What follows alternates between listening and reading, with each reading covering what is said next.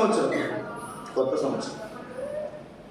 పరిశుద్ధ గ్రంథం బైబిల్లో సంవత్సరం గురించి చాలా ప్రత్యేకత. సంవత్సరం అనే మాటకు చాలా ప్రత్యేకత. ఒక 7 సంగతులు క్లుప్తంగా మనం చూడడానికి ప్రయత్నం చేద్దాం. మొట్టమొదటి మాటగా దేవుని వాక్యంలో యోబు గ్రంథము 36వ అధ్యాయము. సంవత్సరం అనేది కనుక మనం ఆలోచన చేస్తే ఇది దేవునికి ఏ విధంగా సంబంధించినటువంటిది. ఎందుకు మనం ఈ నూతన సంవత్సరంలో దేవుడు మనకు అనుగ్రహించేటువంటి ఈ నూతన సంవత్సరంలో దేవుని ఎందుకు మనం ఆరాధించాలి, దేవుని మాత్రమే ఎందుకు ఆరాధించాలి? చదవండి యోబు గ్రంథం 36వ అధ్యాయము 26వ వచనం. ఆలోచించుము, దేవుడు మహోన్నతుడు, మనం ఆయన ఎరగము. ఆయన సంవత్సరముల సంఖ్య మితిలేనిది. ఆయన సంవత్సరముల సంఖ్య మితిలేనిది. మితిలేనిది అంటే పరిమితి లేనిది, అపరిమితమైనటువంటి సంవత్సరములు కలిగినటువంటి వాడు దేవుడు. ఎవరు? అపరిమితమైనటువంటి సంవత్సరం కలిగినటువంటి వాడు, మితి పరిమితి లేనటువంటి వాడు. మనకు మితి ఉందండి. ఏముంది చెప్పండి? మితి. మితి అంటే పరిమితి. నిన్న ఒక బ్రదర్కి ఫోన్ చేస్తే ఎవరో మహిళలు పిలువబడ్డారు, ఈ లోపల విడిచిపెట్టారు, వాళ్ళ భూస్థాపన కార్యక్రమం వెళ్తున్నామని చెప్పారు. నేను తర్వాత చూసా, వాట్సాప్లో చూస్తే సిస్టరు 74లో జన్మించింది. 2024లో ప్రభు పిలుపుని అందుకున్నారు. ఎన్ని సంవత్సరాలు బ్రతికారండి? కరెక్ట్గా 50 సంవత్సరాలు. 50 సంవత్సరాలు దైవ సేవకురాలు. మొన్నటి దినాన సంగతి జరిగింది. ఇప్పుడు మనం ఏమని రాస్తాం చెప్పండి? 74 20 1974 ఇది ఆరంభం, జననం. 2024 ఏం చెప్పినది మరి కదా? అంటే ఏముంది అక్కడ? పరిమితి ఉంది. ఏముందండి? పరిమితి ఉంది. నా జీవితాలకు ఏముందండి? పరిమితి ఉంది. కొంతమందికి ఎప్పుడు పుట్టామంటే, ఒక ఆయన అంటున్నాడు, నాకు గుర్తు రావట్లేదు కదా, ఎవరో ఆ తుఫానికి 2 నెలల ముందు పుట్టాడు ఆయన. ఎవరు నాకు జ్ఞాపకం రావట్లే. ఎప్పుడు కంట 70లో ఎప్పుడు వచ్చినాడు తుఫాను. ఆ తుఫానికి 2 నెలల ముందు పుట్టాడంట ఆయన. సరే, ఏదైనా తుఫానికి 2 నెలల ముందో 2 సంవత్సరాల ముందో, అంతేగా? ఏముంది? మనకు పరిమితి ఉంది. అందుకే దేవునికి ఉన్నటువంటి పేరు ఆయన ఆదియు అంతము లేనివాడు, అల్ఫాయు ఓమేగయు, యుగముల పూర్వము ఇప్పుడు సర్వయుగములు ఎలా ఉన్నట్టయినా ఒక్కటే రీతి ఉన్నటువంటి వాడు. రిప్కా ఉంది మన దగ్గర. ఎన్ని నెలలు మరి రిప్కాకి? శ్రీను బయటకు వెళ్ళాడా? ఎన్ని నెలలు? 4 నెలలు. ఓ సంవత్సరం తర్వాత చూడండి ఏం చేస్తుంది? మొత్తం గదిలేస్తాడు, తిరుగుతూ ఉంటుంది. ఓ 4 సంవత్సరాల తర్వాత చూడండి కాముగా సైన్స్ స్కూల్లో కూర్చుంటుంది. ఓ 20 సంవత్సరాల తర్వాత చూడండి అత్తోరింటికి వెళ్తుంది, పెద్దమ్మ అయిపోతుంది. ఇంకొక 20 సంవత్సరాల తర్వాత చూడండి మధ్య వయసులో ఉంటుంది. ఇంకో 20 సంవత్సరాల తర్వాత చూడండి 60 వచ్చినాయి. అప్పుడు ఎలా ఉంటుంది చెప్పండి? వృద్ధాప్యంలో ఉంటుంది. నీకు నాకేముంటుంది చెప్పండి? మార్పు ఉంటుంది. అవునా కదా? మనం చూసిన వాళ్ళు, నేను ఒక ఆయన దగ్గరికి వెళ్ళమన్నా, ఆయన ఎప్పుడు తనకు రంగు వేస్తారు అనుకుంటే నాకు తెలీదు. వెళ్ళేసరికి తనకు రంగు వేయలేదు ఆయన. నేను చూసి అంటే నాకు అర్థమవుతుంది ఆయనే అని, కానీ నవ్వుతూ, ఎవరండి ఆ ముసలాయన ఎవరని అడిగాను నేను. ఎవరు ఆ ముసలాయన? ఎవరని అడిగితే నాకు 50 సంవత్సరాలు ఉన్నాయి, 2 కూతురు పెళ్ళిళ్ళు అయినాయి, అల్లుళ్ళు వచ్చారు, మరో సంతానం ఉంది. పెద్ద మనవాడికి 15 సంవత్సరాలు. ముసలోడే కాదు చెప్పండి, ముసలోడే కదా. నేను మనవాడికి అట్లా అనుకునేవాడు కదా. ఎందుకని? తలకి రంగేసరికి మనకు అర్థమయ్యేది. మనం కూడా చూస్తాం పిల్లల్ని. 2 సంవత్సరాల క్రితం చూస్తే ఇప్పుడు చూస్తే పిల్లలు ఎంత మార్పు వస్తుందండి? దేవుడు యుగములకు పూర్వము ఇప్పుడు సర్వయుగములు ఎలా ఉంటాడంట? ఒక్కటే రీతిగా ఉంటాడండి. ఎలా ఉంటాడండి? ఒక్కటే రీతి. సోదర సోదరి, ఈ ఉదయకాల సేవలో మొట్టమొదటి తలుపుగా మనం ఆలోచన చేస్తే, మన దేవుడు మితి లేనటువంటి వాడు. ఆయన సంవత్సరములకు మితి లేదు. ఆయనకు జననము లేదు, మరణం లేదు. అయితే ప్రేమ కలిగినటువంటి దేవుడు నా పాపం క్షమించడానికి మితి కలిగినటువంటి వాడు ఈ లోకానికి రావాల్సి వచ్చింది. ఆయన జన్మించాడు, ఆయన మరణించాడు. ఎంత ఆశ్చర్యం చూడండి, ఎంత ఆశ్చర్యం. తన మహిమను విడిచిపెట్టాడు, తన దైవత్వాన్ని విడిచిపెట్టాడు, తన ఆత్మస్వరూపాన్ని విడిచిపెట్టాడు. ఎలా వచ్చాడు చెప్పండి? మానవ రీతిగా పరిమితి కలిగినటువంటి వ్యక్తిగా ఒక మానవ గర్భంలో 9 నెలలు ఉన్నాడు. డైరెక్ట్గా మాయ మంత్రాలు చేసి డైరెక్ట్గా బిడ్డ పుట్టేయచ్చుగా. కొంతమంది లోపల దేవుళ్ళు అని పడేవాళ్ళు మనం చూస్తాం. వాళ్ళు పుట్టుకు తెలియదు, వాళ్ళు ఎక్కడున్నారో తెలియదు, సడన్గా ప్రత్యక్షం అవుతారు. బైబిల్ కూడా కాయన్నాడు. ఎవరైనా సడన్గా చెప్పు. ఏలియా ఎక్కడ పుట్టాడో ఏమైనా తెలియదు, సడన్గా మనకు ప్రత్యక్షం అవుతారు. తిష్పీడినటువంటి ఏలియా. అలా కొంతమంది ఈ లోకంలో కూడా కొంతమంది మనకు ప్రత్యక్షం అవుతుంటారు. ఈ సోదరి యేసుక్రీస్తు వారు అట్లా రాలేదు. ఆయన ఎలా వచ్చాడంట? మితి కలిగినటువంటి వాడుగా వచ్చాడు. ఎందుకు వచ్చాడంటే ఆత్మదైనటువంటి దేవుడు శరీరానుసారములో రక్త మాంసములు కలిగినటువంటి వాడికి లోకంలో జన్మించాడు. ఎవరి కోసం అనేది? ఎవరి కోసం? నీ కోసం, నా. ఆయన రక్త మాంసంలో పాలువాడు అవ్వకపోతే, ఆయన రక్తము చిందించకపోతే మన పాపలకు క్షమాపణ కలుగదు. అందుకే ఆయన మరి సిలువలో మరణించినటువంటి ఆ దినమును క్రైస్తవ లోకం మాత్రమే కాదు, ప్రపంచమంతా ఏమని పిలుస్తుందండి? ఆయన చనిపోయిన రోజు ఏమని పిలవాలి అసలు మనం? అశుభదినం అన్నారు. కానీ ఏమంటారు? శుభదినం, శుభ శుక్రవారం, మంచి శుక్రవారం. యేసుక్రీస్తు వారు నీ కొరకు నా కొరకు ప్రాణం పెట్టి సిలువలో మరణించి చివరి రక్తమును కాల్చినటువంటి ఆ దినము ఏమిటండి? శుభ శుక్రవారం, మంచి శుక్రవారం. ఆయన మితి లేనటువంటి వాడు మితి కలిగినటువంటి వాడుగా, పరిమితి లేనటువంటి వాడు పరిమితి కలిగినటువంటి వాడుగా, జననం లేనటువంటి వాడు మరణం లేనటువంటి వాడు నీ కొరకు నా కొరకు జన్మించి మరణించడానికి ఇష్టపడుతుంది.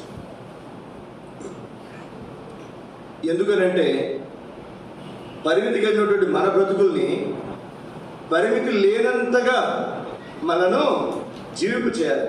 ఇప్పుడు యేసుక్రీస్తునందున్న వారికి ఏ శిక్షా విధియో వారికి 2వ మరణము వారి మీద అధికారము చూపు. ఇప్పుడు నేను ఉన్నాను, నువ్వు ఉన్నా, మనం ఉన్నాం. యేసుక్రీస్తు రక్తంలో కడగబడ్డాం, ఆయన బిడ్డలుగా చేయబడ్డాం, దేవుని బిడ్డలుగా మనం మార్చబడ్డాం. దేవుని కృపను బట్టి నమ్మకంగా మన ఈ లోకంలో జీవించి మన యాత్ర ముగించుకున్నాం. మనం ఎక్కడికి వెళ్తాం చెప్పండి? నరకం తప్పించుకుని స్వర్గానికి వెళ్తాం. అక్కడ ఎంతకాలం ఉంటాం? 1 సంవత్సరం ఉంటామా? ఒక 50 సంవత్సరాలు ఉంటామా? ఒక 100, 1000? యుగ యుగాలు. అంటే మితి కలిగినటువంటి మన బ్రతుకుల్ని ఏం చేశారు చెప్పండి? మితి లేదు, ఇంకా ఇంత కాలం ఉంటామని ఒక దేవదూతకు డౌట్ వచ్చి అడిగింది అనుకో, దేవుని దగ్గరికి పోయి, లేదా మన మీద ఆయన దేవదూత జరిగిపోయి, అమ్మమ్మ మరి నేను అక్కడ 70 సంవత్సరాలు బతికలేదు, 80 బతికలేదు, 30 బతికాను, మరి నేను ఎంతకాలం పోతానమ్మా అంటే ఏం చెప్తా చెప్పండి? మితి. మనకు మనములను మితి లేనటువంటి వారుగా, పరిమితి లేనటువంటి వారుగా చేయటానికి దేవాది దేవుడు పరిమితి కలిగినటువంటి వ్యక్తిగా జన్మించి మరణించడానికి ఆయన ఇష్టపడవచ్చు. యుద్ధకాల సమయంలో మన దేవుని ఎందుకు ఆరాధించాలి అంటే ఆయన మాత్రమే మితి లేని సంవత్సరమును కలిగినటువంటి వాడు. చాలా మంది భక్తులు చెప్తుంటారు, 1వ అధ్యాయము 1వ వచనం ఆదికాండం 1వ అధ్యాయం 2వ వచనానికి మధ్యలో చాలా వ్యవధి ఉంది. ఏముందండి? చాలా వ్యవధి. దేవుడు చదివిన మాట 1వ అధ్యాయం 1వ వచనం, ఆదియందు దేవుడు, అది మొదటి సృష్టి అంటారు. ఇక్కడి నుంచి తర్వాత సంగతి. ఆ మొదటి సృష్టిని దేవదూతల సృష్టి అని చెప్తుంటారు. తర్వాత ఏముందంటే అక్కడ భూమి నిరాకారంగా, శూన్యంగా, ఇదంతా కూడా మానవ సృష్టి. మనం మానవులు కనుక మనకు అవసరమైంది మానవ సృష్టి గురించి కనుక 2వ వచనం నుంచి మన గురించి రాయబడింది. దేవదూతలు సృష్టించింది ఆయన, మానవులు సృష్టించింది ఆయన. ఇంకా మనం కనుక జాగ్రత్తగా ఆలోచన చేస్తే ఇంకా అంతకుముందు ఇంకేమైనా సృష్టి చేశాడేమో మనకి తెలియదు, తర్వాత ఇంకేమైనా చేస్తాడేమో మనకి తెలియదు. ఒక్కటి మనం గమనించాల్సిందేనండి, ఆయనకు ముందెవరు లేరు, ఆయన తర్వాత ఇంకెవరు ఉండరు. అది మితి లేనటువంటి వాడు అంటే. రండి 2వ తలపుగా మనం చదివినటువంటి భాగం కీర్తన గ్రంథం 65వ అధ్యాయం. కీర్తన గ్రంథం 65వ అధ్యాయము దానికి ముందుగా మన్నించండి, ముందు 102 అధ్యాయము 27 వచ్చి చదవండి ఒక మాట. మొదటి భాగంలో 102 అధ్యాయము 27 వచ్చిన ఎలా ఉంటాడంటే దేవుడు ఏకరీతిగా ఉండువాడు. ఏం లేదంటే దేవుని సంవత్సరములకు అంతం లేదు. నేను టైలర్ దగ్గరికి వెళ్ళి టైలర్కి ఆదిచ్చేటప్పుడు నడుము కొలత కొలిసి, అన్న ఎంత మీరు ఎక్కువ ఉండకూడదన్న, నేను తగ్గించి పడతానండి. ఎవడైనా తగ్గిస్తే ఎట్లయినా టైట్ ఉంటుందండి, నువ్వు తగ్గన్నా ఏమనేవాడు ఆయన, తగ్గమనేవాడు. సరే అట్లా అయిపోయింది. 2 నెలలు 3 నెలల తర్వాత మళ్ళీ వెళ్తే మళ్ళీ చూస్తే ఇంకో పావంగులు పెరిగింది. ఎంత పెరిగిందండి? ఒక పావంగులు 6 అంగుళం పెరిగింది. ఏం పెరిగింది? కొంచెం లాభం అయింది. నేను మరి ఇంజనీరింగ్ చదువుతున్నప్పుడు దగ్గర ఒక 8 సంవత్సరాలు, నేనంటే మనందరం కూడా ఇంచుమించుగా ఒక 18 సంవత్సరాల నుంచి 24, 25 వరకు బాడీలో ఎటువంటి పెద్ద మార్పులు ఉండవు. చాలా స్టిఫ్గా ఉంటావు, చక్కగా ఉంటావు. దానికి ముందు ఒకలా ఉంటావు. 25, 26 నుంచి అప్పటి నుంచి కొంచెం బాడీలో కొంచెం మార్పులు సహజంగా వస్తాయి. మనం ఏకరీతిగా ఉంటామా? ఉండవు. మార్పులు ఉంటాయి.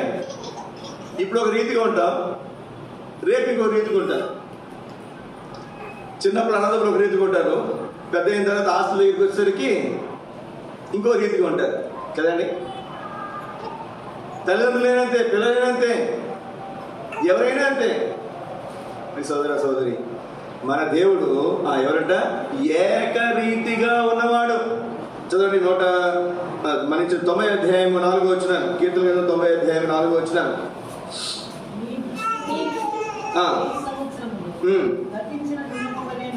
దేవుని దృష్టి ఎలా ఉన్నాయంట? 1000 సంవత్సరాలు గతించిన నిన్నటి వలే. నాకు చాలా ఆశ్చర్యం వేసింది ఈ మాట. రోజుకి ఎన్ని జాములు అండి? ఎన్ని జాములు? నాకు ఐడియా ఉందా మీకు? రాత్రి 4 జాములు కదా, రోజంతా కాదు. రాత్రి ఒకటే 4 జాములు. ఉదాహరణకి రాత్రి 4 జాములు అనుకుంటే పగలు కూడా 4 జాములు. అంటే రోజులో 8వ భాగాన్ని ఒక జాము అంటున్నారు. అంటే సుమారుగా 3 గంటలు, అంతే కదండి.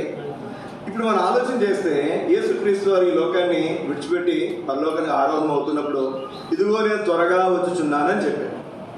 ఏమని చెప్పాడండి? నేను త్వరగా వస్తాను. నేను పొద్దున్న ఒంగోలు వెళ్ళాను, నేను త్వరగా వచ్చేస్తున్నామ్మా అని చెప్తాను. ఏమని చెప్తారు? నేను త్వరగా అంటే నా దృష్టిలో ఏం చెప్పండి, 4-5 గంటలు అంతేనా? 2 గంటలు వెళ్ళడానికి, గంట రావడానికి, పనులు చూసుకోవడానికి. లేట్ అయిందనుకో ఏం చేస్తావు? ఎక్కడున్నారండి ఏంటని అడుగుతారు. 4 గంటలు నేను కంగారు పడతారు. ఒంగోలు వెళ్ళిన మనిషి సేవకులు అయితే సాయంత్రం రాత్రి 9 అయినా కంగారు పడతావు. అది ఎప్పుడో ఫోన్ చేస్తుంది, ఎక్కడున్నారండి? ఎప్పుడో పొద్దున్న వెళ్ళిన మనిషి సాయంత్రం. ఎందుకంటే ఆవిడ వాళ్ళు కంగారు పడదు. మా చెల్లి అట్లా కాదు, బయలుదేరిన దగ్గర నుంచి ఒక అరగంట మొదలెడుతుంది ఫోన్లు. ఎక్కడున్నారు ఎక్కడున్నారు ఎక్కడున్నారు ఎక్కడున్నారు ఎక్కడున్నారు కనీసం 20 సార్లు ఫోన్ చేస్తుంది. ఒక్కొక్కరు శుభం ఒక్కొక్కటి. ఇక్కడ విషయం ఏంటంటే, మరి యేసుక్రీస్తు వారు పరలోకానికి ఆరోహణం అవుతూ ఏమన్నాడు ఆయన? నేను త్వరగా వస్తున్నాను. ఆయన దృష్టికి 1000 సంవత్సరాలు ఎట్లా ఉన్నాయంట? గతించిన నిన్నటి వలే. అంటే ఇప్పటికి ఆయన ఈ లోకాన్ని విడిచి పరలోకానికి ఆరోహణం ఎన్ని సంవత్సరాలు అయింది? 2000 సంవత్సరాలు. ఆయన దృష్టిలో ఎంత అయింది? 2 రోజులు. ఈ లెక్క ప్రకారం చూస్తే ఇంకా మనం ఆలోచన చేస్తే ఎలా ఉందంట? ఒక జాము అంట, అంతే కదండి. ఒక జాము 1000 సంవత్సరాలు ఎలా ఉన్నాయంటే ఒక జాము అంటే 3 గంటలు. ఇప్పుడు 2000 సంవత్సరాలు అయింది ఆయన ఈ లోకాన్ని విడిచి పరలోకానికి ఆరోహణమై నేను త్వరగా వస్తానని చెప్పాడు. ఇప్పుడు ఎన్ని గంటలు అయినట్టు లెక్క ప్రకారం? 2 జాములు అంటే 6 గంటలు. ఏమంటే 6 గంటలకి మనం కంగారు పడిపోవాలా? ఒక మనిషి బయటికి వెళ్తే సాయంత్రం వరకు కనీసం 8 గంటలు 10 గంటలు అనుకుంటే, యేసుక్రీస్తు పరలోకానికి వెళ్ళి ఎన్ని సంవత్సరాలు అంటే ఇప్పటికి? అంటే ఈ వచ్చిన మనం ఆధారం చేసుకుని సుమారుగా 6 గంటలు. అందుకేమైంది బైబిల్లో? ఇదిగో నేను త్వరగా వచ్చి. ఎంత అద్భుతమైనటువంటి మాట. రండి రెండోలోపుగా మీకు జ్ఞాపకం చేస్తాను. నేను 65వ కీర్తన 11వ వచనం. సంవత్సరమును ఎవరు దయాకిరీటం అంటేది? ఏమండి, ఒకవేళ నేను గంధం చూశాను వాగ్దానం, నన్ను చూడగానే నా వల్ల నీకు దీర్ఘాయువు కలుగు. ఏం కలుగుతుందంటే చాలా సంతోషం వేసింది ఆ వాగ్దానం చూడగానే. నా వాగ్దానం కూడా నుంచి చూడలేదు. నేను వాగ్దానం తీసుకుని బైబిల్లో పెట్టుకున్నాను. బైబిల్లో పెట్టుకున్న తర్వాత చూపిస్తారు కదా, అన్న వాళ్ళు ఉన్నారు 2-3. అందులో ఒక ఆయన అన్న మీ వాగ్దానం ఏదంటే చూపించు. ఆ వాగ్దానం చూడగానే చాలా సంతోషం కదండి. ఎందుకండి ఏముందంటే ఏముందండి ఎవరు వాళ్ళండి తల్లిదండ్రులు ఇస్తారా, అత్తమామలు ఇస్తారా, డాక్టర్లు ఇస్తారా? నాకు ఆశ్చర్యము, మీరు ఏ వస్తువు కన్నా గ్యారెంటీ ఉంటుంది, ఏమున్నా ఏ కొన్నా గ్యారెంటీ ఉంటుంది. కానీ ఇప్పుడు హాస్పిటల్కి వెళ్ళి ఇప్పుడు అంకుల్ బైపాస్ చేయించుకున్నారు, ఆంటీ బైపాస్ సర్జరీ చేయించుకున్నారు, లేకపోతే నేను ఇంకో సర్జరీ చేయించుకున్నా, గ్యారెంటీ ఇస్తారండి? ఇస్తారా? డాక్టర్లు ఇస్తారా గ్యారెంటీ? ఎవరు గ్యారెంటీ ఇవ్వలేరు. అట్లాంటిది దేవుడు అన్నాడు నేను గ్యారెంటీ. ఆయనకి ఏం చెప్పండి, ఇంకా ఈ సంవత్సరం ఏం చెప్పండి, ఆయనకి ఏం డోకలేదు కదండి. ఆ వాగ్దానం వచ్చినటువంటి వాళ్ళకి ఏం డోకలేదు. ఏం డోకలేదు. నా వల్ల నీకు దీర్ఘాయు, ఈ సంవత్సరమే కాదు దీర్ఘాయుష్. ఎవరిచ్చారు ఇది? ఇక్కడ రాయమన్న మాట మరొకసారి చదవండి. సంవత్సరమును ఇది గుర్తుపెట్టుకోనండి. ఎవరి దయాకిరీటం అది? దేవా నీ దయాకిరీటమని. 2025 సంవత్సరంలో మనం ఉన్నామంటే ఇది మన బలం, మన శక్తి, మన యుక్తి కాదండి. మనకేదో ఆరోగ్యం ఉంది కాబట్టి, లేకపోతే ఆయుష్ ఉంది కాబట్టి, నోకలు ఉన్నాయి కాబట్టి కాదు. దేవుని దయను బట్టి నీకు నాకు ఏం చేశాడంటే తన దయా కిరీటం అంటే. ఎవరి దయా కిరీటం? ఇక్కడ వచ్చినప్పుడు అడుక్కునేవాడు ఏం చేస్తే చెప్పడా, అయ్యా అయ్యా అయ్యా అయ్యా దయతలు చెయ్య. ఏమంటాడు? కృప తెలుసు, జాలి తెలుసు అన్నాడు. ఏమంటాడు? దయ. దయ. మనం ఏం చేస్తాం, కొంతమంది చూస్తే ఒకసారి నేను ఒక ముసలాయన కాదు, కొంచెం అవుట్గా అట్లా ఎట్లా ఉన్నాడు, అతను ఇబ్బందికరంగా ఉన్నాడు. పాపం ఇబ్బందికరంగా ఉన్నాడు కదా అని చెప్పి ₹1, ₹2 ఇచ్చేవాళ్ళు, ₹10, ₹20 ఇచ్చారు. అతనికి ఇచ్చిన తర్వాత అతను దాటిపోయేసరికి బుక్ పగిలిపోయింది, బండి ఆన్లో ఉంది. అడ్డాడు. ఎట్లాంటి వాడికి నేను ₹20 ఇచ్చిందని చెప్పి తర్వాత చర్చ మనం అట్లా ఇవ్వకూడదు అనిపించింది. తర్వాత నిజంగా ఆ ఇబ్బందులు ఉన్నటువంటి వ్యక్తి వచ్చాడు అనుకోనండి, మనం ఇవ్వగలమా? ఇవ్వలే. ఓకే, అదే లెక్క కనుక దేవుడు నీకు నాకు కనుక చూస్తే చెప్పండి, ఆయన దయ తలచకపోతే నువ్వు నేను 2025ని చూచేవారము కాదు. ఎప్పుడు చెప్పలేదు కానీ రాత్రి 3 చెప్పారు కదండి, మరణం గురించి, పరిస్థితుల గురించి, దేవుడి ఇచ్చిన వాగ్దానాలు, వారికి వచ్చినటువంటి పరిస్థితులు ఇవన్నీ కూడా. దేవుని మహాప్రేమ. దేవుడు దయతలిచి దేవుడు తన దయా సంవత్సరం అనే కిరీటాన్ని నీకు నాకు మనందరికీ దయచేసి అందుని బట్టి మనం ఆయన్ని స్తుతించి ఆరాధించబద్ధులమై ఉంటున్నాను. 3వ తలుపు గారండి, ఆదికాండం 41వ అధ్యాయం 35, 36 వచనాలు. ఆదికాండం 41, 35, 36 వచనాలు. ఏంటంటే అండి ఈ మాట జాగ్రత్త చదవండి. రాబోవు ఈ మంచి సంవత్సరములు. ఎంత అద్భుతమైనటువంటి మాట. రాబోవు ఈ మంచి సంవత్సరములలో దొరుకు ఆహారమంతయు. చాలండి. రాబోవు సంవత్సరం ఎట్లాంటిదంటే, రాబోవు ఈ మంచి సంవత్సరం. లోకంలో మంగళవారం, శుక్రవారం మీరు ఏదైనా బ్యాంక్ పని ఉందనుకోనండి, మంగళవారం కానీ శుక్రవారం కానీ వెళ్ళండి. బ్యాంకులు ఖాళీగా ఉంటాయి, డబ్బులు తీరు కదండి. మంగళవారం, శుక్రవారం. హాస్పిటల్ కూడా మంగళవారం చాలా వరకు ఖాళీగా ఉంటాయి. మీరు కావాలంటే చూడండి, చాలా వరకు మంగళవారం ఖాళీగా ఉంటాయి. మంగళవారం ఏం చేయొచ్చమ్మా? అమ్మా ఇప్పుడేనా వచ్చింది, ఇప్పుడే వచ్చింది మీరు. మంగళవారం ఖాళీగా ఉంటాయి. మంగళవారం ఆంజనేయ స్వామి పూజ అనుకుంటారమ్మా. ఆంజనేయ స్వామి పూజ మంగళవారం కదా. ఎందుకంటే మాకు హైందవులు బంధువులు ఉన్నారు. ఆంజనేయ స్వామి భక్తులకి మంగళవారం చాలా మంచి రోజు, శుభదినం. ఆంజనేయ స్వామిని నమ్ముకున్నటువంటి వాళ్ళకి ఆ రోజు అది వాళ్ళకి ఏం చెప్పండి, మంగళవారం ఏదైనా చేస్తారు. అంటే దేవుడు మారేసరికి ఏమైపోతుంది, మారిపోతుంది. క్రైస్తవులు సహజంగా మన ఆదివారం చాలా ప్రాముఖ్యమైనదిగా మనం చూస్తాం. అది మంచి రోజు చెప్పట్లేదు నేను, అది ఒక్కటే మంచి రోజు చెప్పట్లేదు. మరి కొంతమంది హైందవులకి శుక్రవారం చాలా మంచి రోజు, ముస్లిమ్స్కి శనివారం అనుకుంటారు, అంతే కదండి. కానీ మన్నించారు. శుక్రవారం ఏమో ముస్లిమ్స్కి, శనివారం ఏమో హైందవులకు మంచి రోజు. కానీ బైబిల్ చెప్తుంది దేవుడు 7 రోజులు 6 రోజులు సృష్టి మొత్తాన్ని సృష్టించి ఏమన్నాడు చెప్పండి? మంచిది. ఏమన్నాడు? ఆదివారం మంచిది, సోమవారం మంచిది. ఆయన సృష్టించిన ప్రతీది కూడా ఏమిటంట? మంచిది. ఇప్పుడు సోదర సోదరి, ఇక్కడ మనం గమనించాల్సినటువంటి ప్రాముఖ్యమైనటువంటి సంగతి అప్పుడు చేసింది మంచిది. నువ్వు అనుకుంటున్నావేమో ఈ సంవత్సరం ఎట్లా గడుస్తుందో, ఎట్లా ఉంటాయో పరిస్థితులు, ఏమైపోతాయో అనుకుంటున్నావేమో. దేవుని వాక్యం చెప్తుంది ఈ సంవత్సరం ఏంటంట? ఇది మంచి సంవత్సరం. నా మాట కాదు, ఇది మళ్ళా చదువు నా మాట. చాలు. రాబో ఈ మంచి సంవత్సరము.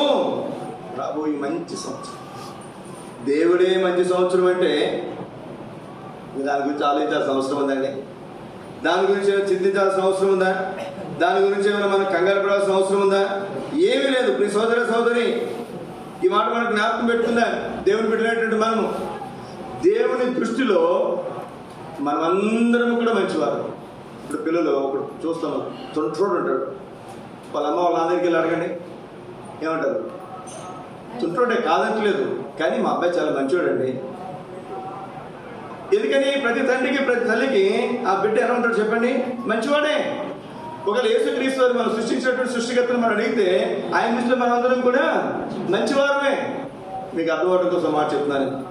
కాకి పిల్ల ఎవరి ముద్దండి? కాకి చూస్తే వచ్చి ఎట్లా ఉంది అని అనుకుంటాను, కానీ కాకి అది ముద్దే. అలాగే దేవుడు సృష్టించిన సృష్టిలో ప్రతి దినం, ప్రతిరోజు, ప్రతి సంవత్సరం, ప్రతి మాసము, ప్రతీది ప్రతి మానవుడు, ప్రతి ఒక్కడు కూడా ఎవరు చెప్పండి? ఆయన దృష్టిలో మంచివాడు. ప్రతీది మంచిది. దేవుడి సంవత్సరం నీకు నాకు ఇస్తున్నటువంటి శ్రేష్టమైన వాగ్దానం ఈ మంచి సంవత్సరము. ఏ సంవత్సరం అండి? ఈ మంచి సంవత్సరం. నేను ఈరోజు నా డైరీ పర్సన్ చదువుతుంటే నాకు చాలా నెమ్మది, సంతోషం, మరి ఎంత మరి నెమ్మది అనిపించిందంటే ఆ మాట చదువుతారండి. దానిలో కింద కొద్దిగా బైబిల్ చదువుతున్నారా? ఏమంటే అలవాటు ఉందా?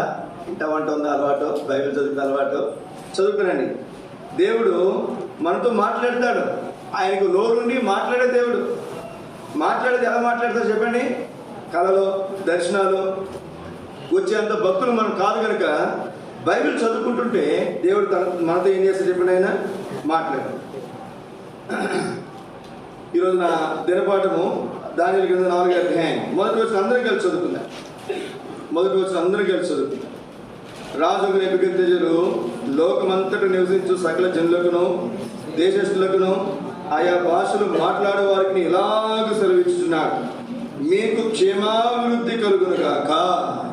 అసలు నాకు నిజంగా ఫస్ట్ వచ్చినమే చదువుతుండగానే ఆ మాట చదివేసరికి నా ప్రాణం తెప్పరిల్లినట్లయింది. మీకు క్షేమాభివృద్ధి కలుగును అనటం వేరు, కలుగును గాక అనటం వేరు.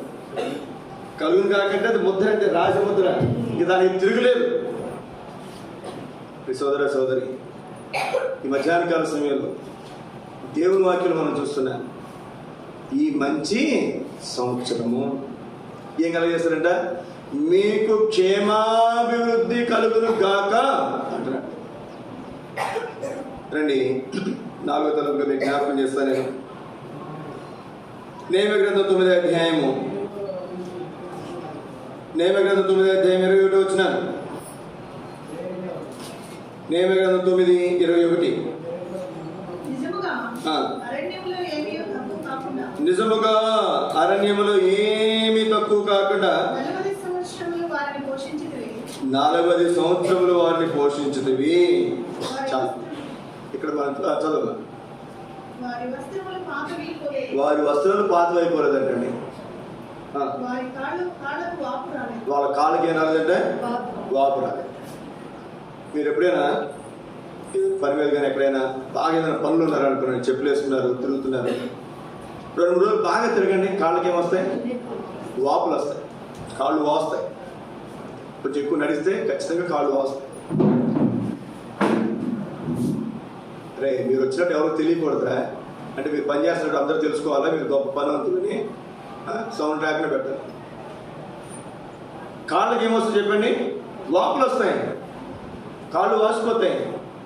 వచ్చిననే తలగడి కాళ్ళ కింద పెట్టుకుని కాళ్ళు పైకి ఎత్తుకుని పడుకుంటా కానీ ఆ వాపును ఎన్ని సంవత్సరాలు నడిచారంటే వీళ్ళు 40 సంవత్సరాలు నడిచారంట. వాళ్ళకి ఫ్లైట్లు లేవు, ట్రైన్లు లేవు, బస్సులు లేవు, కార్లు లేవు, బండ్లు లేవు, ఈ సైకిల్ ఏమీ లేవు. వాళ్ళకి ఒకటే సాధనం ఏం చెప్పండి? కాళ్ళే వాళ్ళకి నడక సాధనం. ఎక్కడ? ఇదే సిమెంట్ రోడ్లు కాదు, తార్ రోడ్లు కూడా కాదు. ఏం చెప్పండి? ఇసుక, అరణ్యం, అడవి, ఎడారి, మాట్లాడేటట్టు కాళ్ళకి ఏం రాదంట? వాపు రాలా, వాపు. అబ్రహాం కాలంలోకి వచ్చేసరికి మనం చూస్తాం చెప్పులో వారు అంటాడు.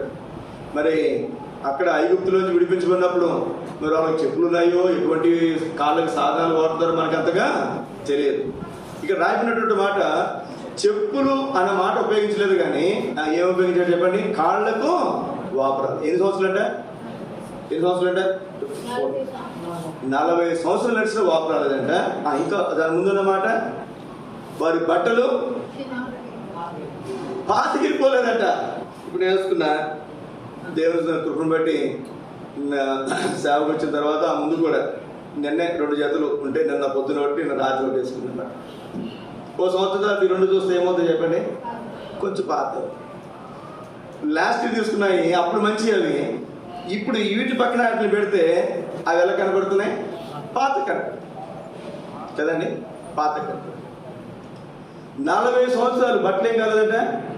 నిజంగా అట్లాంటి అవకాశం కనుక ఇప్పుడు ఉంటే మన రోజున బ్యాగ్ తీసుకోవడానికి షాప్కి వెళ్తే బ్యాగ్ తీసుకున్న 2 రోజులకి ఇంకొకరు బ్యాగ్ గిఫ్ట్గా ఇచ్చారు. 2 బ్యాగ్లు ఏం చేసుకుంటామని చెప్పి ఆ షాప్కి వెళ్ళి ఆ షాప్ అతన్ని అయ్యా మరి అప్పటికి 6 రోజులు అయిన బ్యాగ్ తీసుకు ఆ బ్యాగ్ తీసుకోండి, దాని బదులు ఇంకో బ్యాగ్ తీసుకుంటామంటే నేను మళ్ళీ అతని దగ్గరే కొన్నా. 10 సంవత్సరాల క్రితం నేను చిన్న బ్యాగ్ వాడతా, బైబిల్ బ్యాగ్ చిన్నది, ఈ సైజు ఉంటుంది. అతని దగ్గర కొన్నా నేను 10 సంవత్సరాల క్రితం కొన్నా. 10 సంవత్సరాలు బట్టి నా దగ్గర బ్యాగ్ అట్లాగే ఉంది, భద్రంగా ఉంది. తీసుకెళ్ళి చూపించాను, నీ దగ్గర 10 సంవత్సరాల క్రితం కొన్నానయ్యా అంటే దాని అర్థం ఏంటి? 10 సంవత్సరాలు బట్టి నీ కస్టమర్ నేను మధ్యలో 2 బ్యాగులు కొన్నాను, ఇప్పుడు కూడా బ్యాగ్ కొన్నాను, ఇది మార్చుకుంటే ఇంకో బ్యాగ్ తీసుకుంటానంటే మీరు 10 సంవత్సరాల బ్యాగులు పడితే మేము ఎట్లా బతకాలన్నాడు అతను. రిటర్న్ తీసుకోలేదు. మీరు 10 సంవత్సరాలు ఎలా బతకాలండి మేము? ఈ దెబ్బలాంటి నాకు ఎప్పుడు అర్థం కాదు అసలు. ఒకవేళ అరణ్యంలో 40 సంవత్సరాలు వాళ్ళు బట్టలు పాతికెళ్ళలేదంటే నాకు తెలిసి సింగరాయకుండా ఒక షాప్ ఉంటుంది. ఉంటుందండి? ఉండదు. ఎందుకని? ఒకసారి జత కొనుక్కుంటే 40 సంవత్సరాలు వస్తుంది ఆ బట్టలు, ఇంకేమైనా బట్టలు కొనుక్కుంటామా? అవసరమే లేదు. సోదరి ఇది ఏం జ్ఞాపకం చేస్తుందంటే అనుదినము ఆయన మన భారము భరించేవాడు, ఆయన మనల్ని పోషించేవాడు, సంరక్షించేవాడు, బలపరిచేవాడు, భద్రపరిచేవాడు. ఇంకెన్నైనా మనం చెప్పుకోవచ్చు. రండి ద్వితీయోపదేశకాండం 8:4 ద్వితీయోపదేశకాండము 8:4 చిన్నపిల్లలకి వచ్చినమ్మా చిన్నసారి చాలా వచ్చింది. ఈ 40 సంవత్సరంలో చదమ్మా. నీవు వేసుకున్న బట్టలు పాతకిలేదు, నీ కాలు పాయలేదు. చాలు. బట్టలు పాతకెళ్ళలేదంట, కాళ్ళు వాయి. ఎంత ఆశ్చర్యం!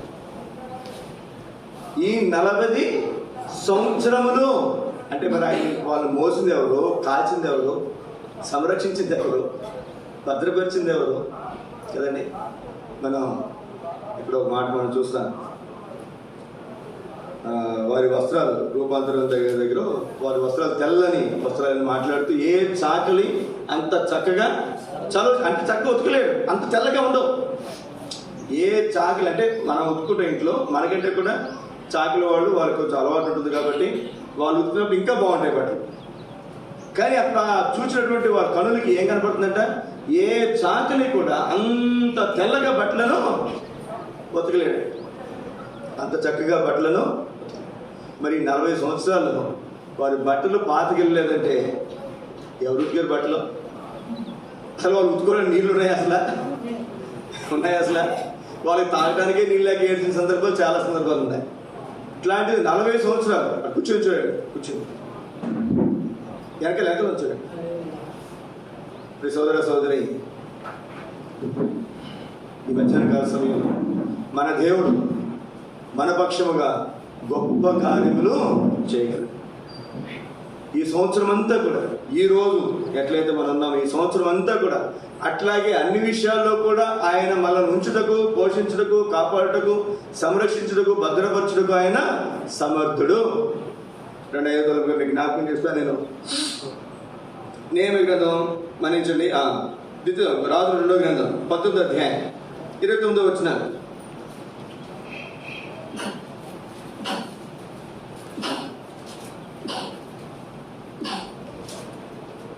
రాజుల 2వ గ్రంథం 19వ అధ్యాయం 29వ వచనం. మరియు యెషయా చెప్పినదేమనగా, రాజుల 2వ గ్రంథం 19:29 చదవండి. హిజ్కియా, ఆ, నీకిదే సూచనయగును. ఆ, ఈ సంవత్సరమందు ఈ సంవత్సరమందు దానంతటా పండు ధాన్యమును అబ్బా పోస్ట్ మార్టం చేయకండి. దానంతటా అదే పండు, అదే పండు అంటే మనది వేరైపోతుంది. దానంతటా అదే పండుతుంది. చదువు పూర్తిగా. అదే పండు ధాన్యమును 2వ సంవత్సరమందు దాని నుండి ధాన్యమును మీరు భుజింతురు. 3వ సంవత్సరమున మీరు విత్తనము విత్తి చేలు కోయుదురు. ద్రాక్ష తోటలు నాటి వాటి ఫలములు అనుభవించుదురు. ఇక్కడ మనం చూస్తే ఈ సంవత్సరం ఏం చేస్తారంటే, మీరు విత్తనాలు వేయాల్సిన అవసరం లే, పంట కాపు కాయాల్సిన అవసరం లే, దాని గురించి ప్రయాసపడి పాకు వేయాల్సిన అవసరము లేదు. దానంతటా అదే పంట, దానంతటా ఆ పంట ఏం చేస్తుందంట, అదే పండుతుందంట. మన దగ్గరికి మనోహర్ గారు అంటే గుర్తుపట్టలేదు, మనోహర్ రెడ్డి గారు, దానికి ఎక్కేది మరి మామూలు మనోహర్ గారు పిలుస్తుంటారు. మనోహర్ గారు ఆ సంవత్సరం ఏంటంటే 7 సంవత్సరాలు మందిరానికి వస్తూ మొదలుపెట్టి 7 సంవత్సరాలు. మొదటి సంవత్సరం ఆయన మందిరానికి మొదలుపెట్టిన తర్వాత ఈ వాగ్దానం వచ్చారు. గుర్తుందా మీకు? దానంతటా అదే పండు. పెట్టుబడి పెట్టాల్సిన అవసరం లేదు, వ్యాపారం చేయాలంటే పెట్టుబడి పెట్టాల్సిన అవసరం లేదు, దాని గురించి మనం ప్రాకడాల్సిన అవసరం లేదు, దానికి మనం సేద్యం చేయాల్సిన అవసరము లేదు. ఆ సంవత్సరం ఇంకా వాగ్దానం వచ్చింది. చెప్పాను, అయ్యా ఈ సంవత్సరం నువ్వేమీ ప్రయాసపడాల్సిన అవసరం లేదు, నీకు కావాల్సిన ఆటోమేటిక్గా అక్కడికి అదే సంవత్సరం అనుకుంటున్నా. ఆయన లారీ కొనుక్కున్నాను అదే సంవత్సరం కదండి. ఆ సంవత్సరం ఎన్నో విషయాల్లో దేవుడు వాళ్ళకి పక్షంగా మేలు చేస్తుంటాడు. దానంతటా అదే పండు ధాన్యమును నేను మీకు ఇస్తానని చెప్తాను. మీ సోదర సోదరి, ఇంకా సంవత్సరంలో విసిగి వెసారిపోయేమో, నువ్వు ప్రయత్నాలు చేసి ఓవరకు నిలుచుడు చూడు, దేవుడు గొప్ప కార్యాలు జరిగిస్తాడు. గొప్ప కార్యాలు దానంతటా అదే జరుగుతుంది. నువ్వేం ప్రయాసపడాల్సిన అవసరంలా, నువ్వు ప్రాకడాల్సిన అవసరంలా, నువ్వు పరిగెత్తాల్సిన అవసరంలా, నువ్వు వెంపర్లు పడాల్సిన అవసరం అంతకంటే దానంతటా అదే జరిగినట్లుగా దేవుడు ఈ సంవత్సరం జరిగిస్తానని దేవుడు వాగ్దానం ఇస్తున్నాడు. యెషయా గ్రంథం 37వ అధ్యాయము 30 వచనం. యెషయా గ్రంథం 37:30.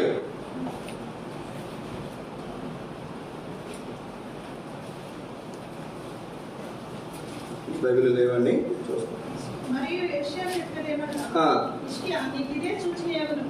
ఈ సంవత్సరమందు దానంతటా అదే పండు ధాన్యమును దానంతటా అదే పండుతుంది.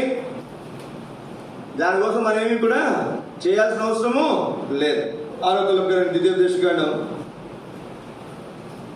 14వ అధ్యాయం 12వ వచనం.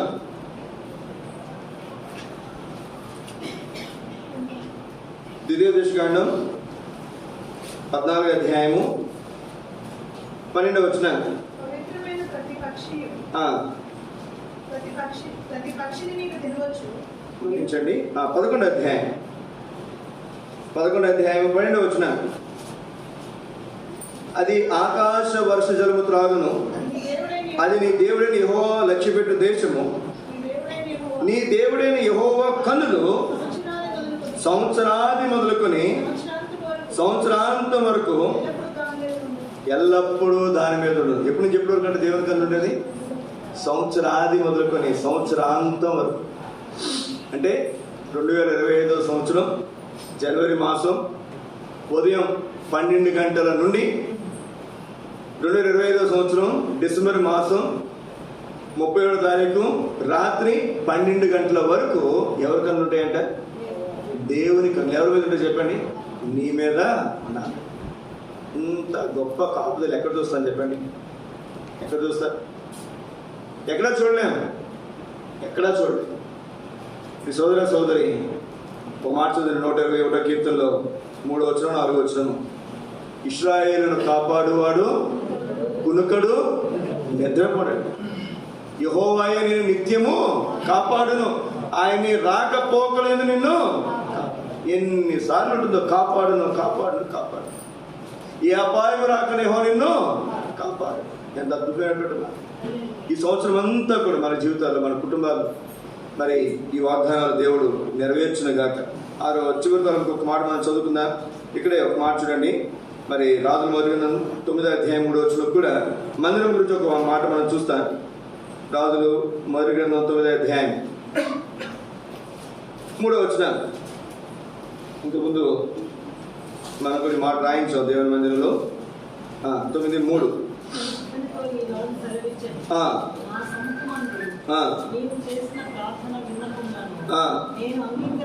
నేను అంగీకరించుతని నీవు కట్టించిన మందిరమును పరిశుద్ధపరిచాను. నా దృష్టియు నా మనస్సును ఎల్లప్పుడూ నువ్వు కట్టించిన దేవుని మందిరములో, నా మందిరంలో ఉంటుంది. దేవుని దృష్టి, దేవుని మనస్సు ఎక్కడ ఉంటుందంటండి? ఎక్కడ ఉంటుంది? ఇప్పుడు మనం ఒక ఇల్లు కట్టుకున్నాం అనుకున్నాండి. నిజంగా మీరు కనుక ఇల్లు కడితే ఆ ఇంటి చుట్టూ తిరుగుతుంటాం కదండి. కొంతమంది అద్దెకు కూడా ఎవరు, ఎందుకని ఇల్లు పాడు చేస్తారు. అమ్మాయి ఏం చేస్తారంట, ఖాళీ కింద పర్లేదులే. ఎందుకని మనం కట్టించాం, మన దృష్టి అంతా దాని మీద ఉంటుంది, మన మనసు అంతా దాని మీద ఉంటుంది. ఒక ఇంటి మీదే నీకు అంత ప్రేమ ఉంటే ఇది దేవుని, ఎవరు చెప్పండి? దేవుని ఇంటి మీద దేవుడు తన దృష్టిని ఉంచుతాడు, దేవుడు తన మనస్సును ఉంచుతాడు. చివరికి ఒక మాట మనం చదువుకుని ఆరాధనలో ప్రవేశిద్దాం. దినవృత్తాంతుల 2వ గ్రంథం 36వ అధ్యాయం. దినవృత్తాంతుల 2వ గ్రంథం 36వ అధ్యాయం 21వ వచనం. 36వ అధ్యాయము 36వ అధ్యాయము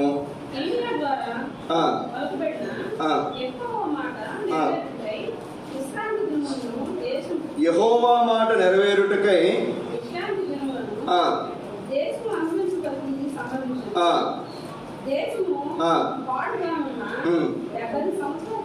డెబ్బై సంవత్సరాల కాలము. సందర్భం మనకు బాగా తెలుసు. ఇశ్రాయేలు ప్రజలు విశ్రాంతి దినాలను ఆచరించారు. అందుకే ఎన్ని సంవత్సరాలు అంట? 70 విశ్రాంతి సంవత్సరాలు వారు ఆచరించారు. అందుకే 70 సంవత్సరాలు వారిని, అయ్యా మీరు దీనికి రెస్ట్ దగ్గర భూమికి మీరు వెళ్ళి రెస్ట్ తీసుకుని వాళ్ళ చెరలోకి పంపించి భూమికి ఏమి ఇచ్చాడు దేవుడు? 70 సంవత్సరాలు విశ్రాంతి ఇచ్చాడు. ఈ సందర్భం, ఈ సంగతి ఏం జ్ఞాపకం చేస్తుంది అంటే ఆయన నోటి నుండి వచ్చినటువంటి మాట నెరవేర్పును జ్ఞాపకం చేస్తుంది. అక్కడ చూడండి 21వ వచనంలో నేను చదువుతున్నాను. ఇర్మియా ద్వారా పలకబడిన యెహోవా మాట నెరవేరుటకై. దేవునికి నూతన సంవత్సరంలో ఆరంభ గడియల్లో వాగ్దానం ఇచ్చాడు. అది ఈ సంవత్సరం దేవునికి ఇచ్చినటువంటి వాగ్దానం. ఈ సంవత్సరం ఏం జ్ఞాపకం చేస్తుంది? మనం చెప్తాం, 2025 సంవత్సరం నాకు ఈ వాగ్దానం ఇచ్చాడు. 2025 సంవత్సరం ఇచ్చిన వాగ్దానం దేవుడు నెరవేర్చాడు. ఇక్కడ ఈ సంవత్సరాలు అనేవి ఇక్కడ ఏం జ్ఞాపకం చేస్తున్నాయంటే యెహోవా మాట నెరవేర్పుడు మనకు జ్ఞాపకం చేస్తున్నాయి. నూతన సంవత్సరం మనం ప్రవేశించాం. ఈ నూతన సంవత్సరంలో దేవుడు మనకు జ్ఞాపకం చేసినటువంటి మాట, దేవుడు మన జీవితాల్లో మనకి ఇచ్చిన వ్యక్తిగత వాగ్దానాలు, కుటుంబ వాగ్దానాలు, స్థానిక సంఘ వాగ్దానాలు, సార్వత్రిక సంఘ వాగ్దానాలు, ఇప్పుడు ఇచ్చినాయి, అంతకుముందు ఇచ్చినాయి, ఆయన నోటి నుంచి వచ్చిన ప్రతి వాగ్దానం, ప్రతి మాట ఆయన నెరవేర్చువాడు. ఆయన మాట ఇచ్చి నెరవేర్చువాడు. ఆయన మాట తప్పుటకు నరమాత్రుడు.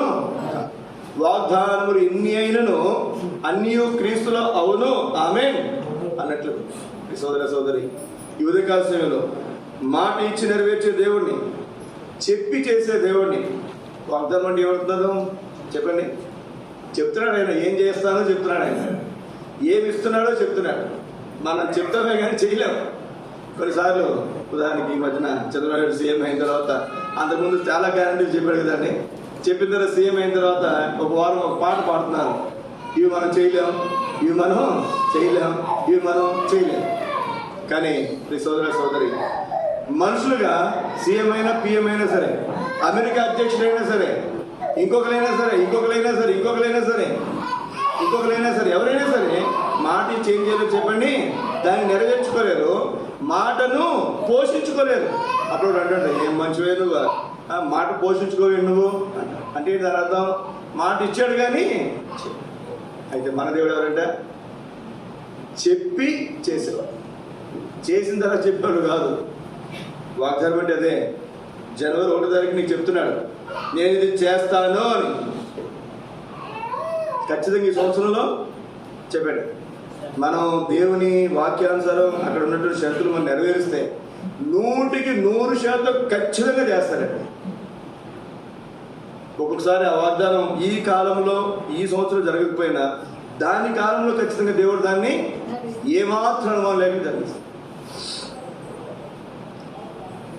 మనందరూ లేచిన కూడా పాట మనం పాడుకుంటాం.